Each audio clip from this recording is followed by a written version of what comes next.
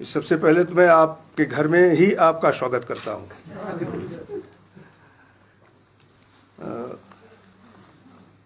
Basically मैं उत्तर प्रदेश का रहने वाला हूँ।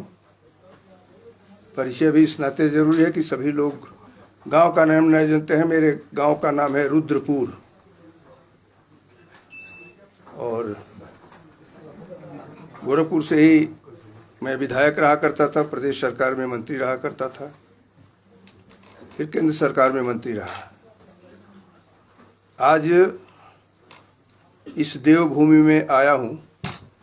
मुझे लगता है कि निश्चित रूप से कुछ न कुछ आप लोगों से सीखने को मुझे मिलेगा। मुझे महामहिम राष्ट्रपति जी ने जो भेजा है यहाँ, मैं उनका आभार व्यक्त करता हूँ।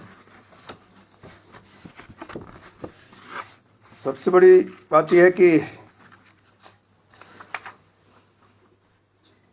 अब मैं जिसके बाद आया हूँ, जिनका उत्तराधिकारी बना हूँ, उनके पहले के जो गवर्नर्स थे,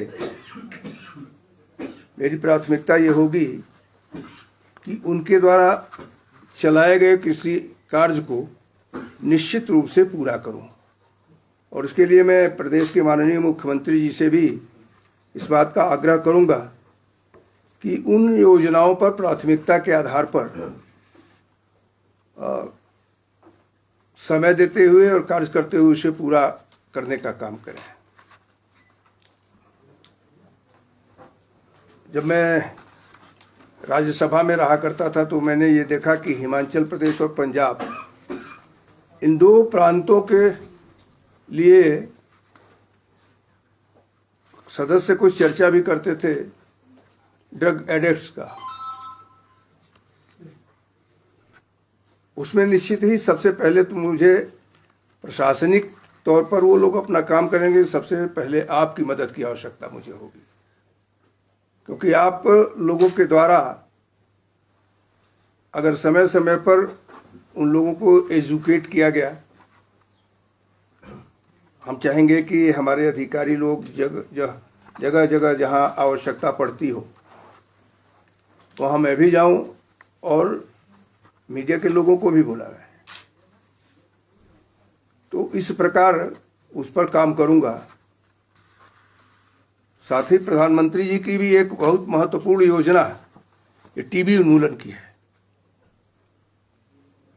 क्षय रोग का।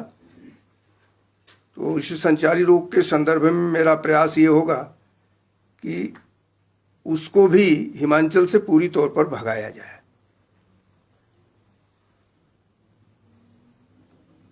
और पीएम साहब की एक बहुत बहुत महत्वपूर्ण योजना रही है स्किल डेवलपमेंट की।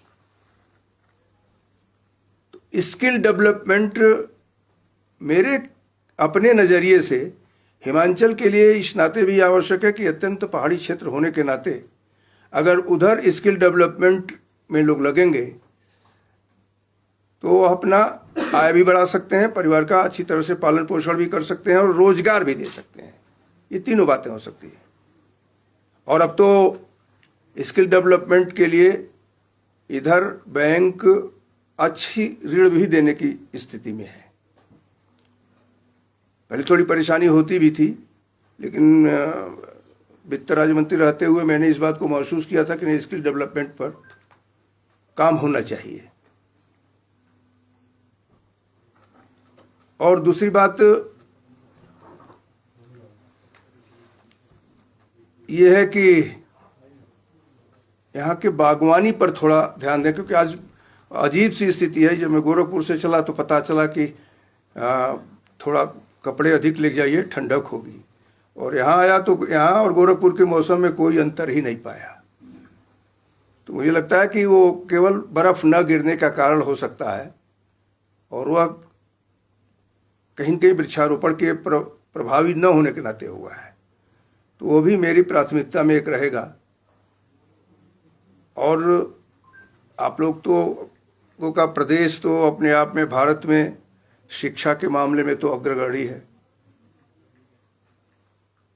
उसमें भी कोई कमियां होगी तो निश्चित रूप से उसको हम पूरा करने का प्रयत्न करेंगे, उस पर कार्य करने का प्रयत्न करेंगे।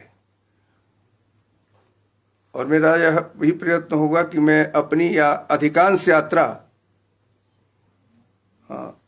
रोड साइड से ही करूं, जिसे रास्ते में भी लोगों की समस्याओं की जानकारी हो सके और फिर उसको मुख्यमंत्री जी से मिलकर के और सब उनको बुला करके बातचीत कर करके उसको पूरा कराने का प्रयत्न करूंगा। मैं समझता हूँ इतना अभी तुरंत के दृष्टि से काफ़ी है, और कुछ आप लोगों से समझूंगा, फिर यहाँ पर समझूंगा। तो आप को मैं समझता हूँ कि आप मुझे अपने अनुभवों का लाभ दे सकते हो, तो मैं समय समय पर लेता रहूँगा। धन्यवाद।